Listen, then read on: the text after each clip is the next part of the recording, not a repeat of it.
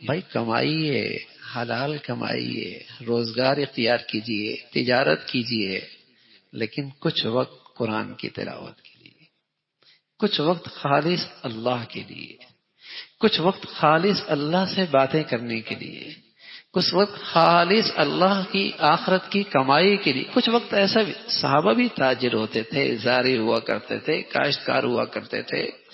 ایسا نہیں کہ وہ سب خانقاہوں میں بیٹھتے تھے، پہاڑوں میں چلے گئے تھے، جنگلوں میں چلے گئے تھے. نا وہ انہی گلیوں میں، انہی بازاروں میں زندگیاں گزارا کرتے تھے. لیکن سبحان اللہ وہ بڑے دور اندیش ہوا کرتے تھے، بڑے دور اندیش ہوا کرتے تھے. یہ سب کچھ بھی کرتے تھے، لیکن ساتھ ساتھ سبحان اللہ قرآن کی تلاوت، نوافل کا اہتمام، تہجد کا اہتمام، آخرت کی فکر، اس کا سامان، یہ بھی ان کی زندگی میں بہت ہوا کرتا. وہ بڑے دور اندیش ہوا کرتے تھے. تجارت کیجئے، زراعت کیجئے، دنیا میں مشغول ہو جائیے، حلال کمائیے، اپنے بچوں کو روزگار دیجئے، سب مبارک، سب مبارک.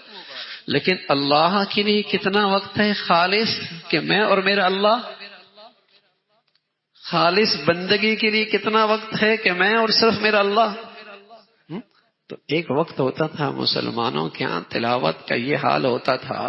یہ جو 7 منزلیں نا قرآن میں، ایک منزل لکھی ہوتی ہے، 2 منزلیں، یہ کیا تھا؟ یہ مسلمانوں کی تلاوت کا معمول تھا. ایک منزل روزانہ پڑھتے اور ہفتے میں قرآن ختم ہو جایا کرتا.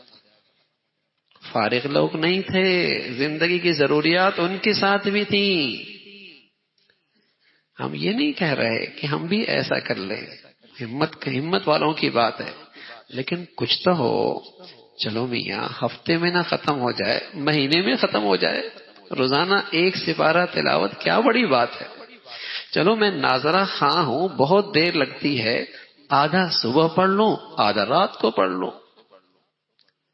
چلو میاں میں ایسا بھی نہیں کر سکتا، مہینے میں نہیں ختم ہوتا، 2 مہینے میں ختم کر لیں بھائی، 2 مہینے میں ختم کر لیں. آدھا سپارہ روزانہ تلاوت کیا مسئلہ ہے؟ کتنی دیر لگے گی؟ آدھا گھنٹہ. کیا 24 گھنٹوں میں سے اللہ کے کلام کے لیے میرے پاس آدھا گھنٹہ نہیں؟ دنیا کے چند گھنٹوں کے سنوارنے کے لیے میرے پاس 24 گھنٹے، کھربوں سال کی زندگی سنوارنے کے لیے میں آدھا گھنٹہ نہیں نکال سکتا.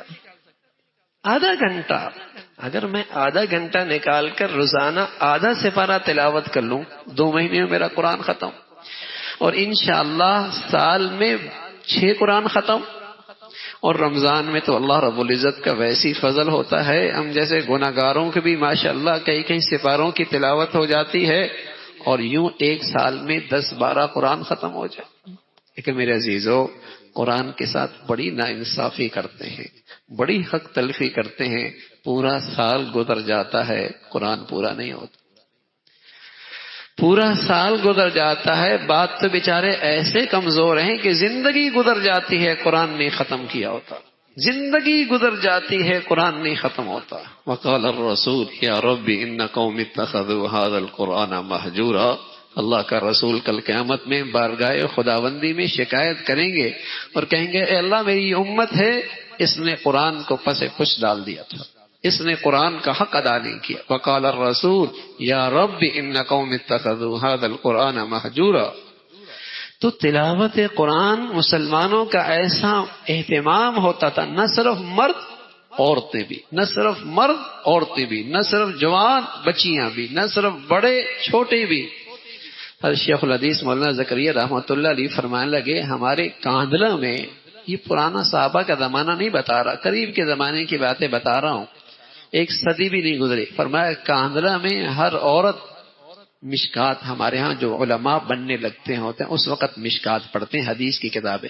فرمایا ہر عورت تقریباً وہاں تک پڑھی ہوتی تھی، اور ایک بہت بڑی تعداد ہوتی حافظات کی، اور ان کے ہاں تلاوت کا یہ حال ہوتا، گھر کے کام کاج بھی کرتی، چکی بھی چلاتی، جھاڑو بھی دیتی، کپڑے بھی دھوتی، گھر کا سارا سامان بھی کرتی، اور تلاوت قرآن 12-13 سپارے روزانہ کر لیا کرتی. کام بھی ہو رہا ہے، تلاوت بھی ہو رہی ہے، کام بھی ہو رہا ہے، تلاوت. بتائیے ان گھروں میں کیا انوار و برکات ہوں. بتائیے ان ماؤں کے گودوں میں کیا انوار و برکات ہوں گے، بتائیے ان ماؤں کی چھاتیوں کے دودھ میں کیا انوار و برکات ہوں گے، بتائیے اس گھروں میں کیا خیر و برکتیں ہوں گی، کیسی اولادیں ہوں گی، کیا برکت ہوگی وہاں۔ دور اندیش لوگ تھے کہ زندگی چند دن اللہ نے دی ہے کھربوں سال کی زندگی سنوارنے کے لیے۔ مسلمان نماز پڑھنے کے لیے آتے تھے، بیٹیاں بہنیں تہجد میں اٹھ کر سویرے سویرے تلاوت کر رہی ہوتی تھی، اور گلیوں سے گزرنے والوں کو گھروں سے یوں آواز آتی جیسی شہد کی مکھیاں اڑ رہی ہوں تو بن بناٹ کی آواز آتی، ہر گھر سے قرآن کی تلاوت۔ مسلمان اور کافر میں فرق یہ ہوتا تھا کہ کافروں کے گھروں سے گانوں کی آواز آتی تھی، مسلمانوں کے گھروں سے تلاوت کی آواز آتی تھی، یہی فرق ہوتا تھا کہ ہندو کا گھر ہے یہ مسلمان کا گھر ہے، یہاں لکھنے والے فجر میں نماز میں جا رہے ہوتے ہیں، یہاں گھروں سے قرآن کی تلاوت ہو رہی ہوتی ہے، یہی فرق ہوتا تھا۔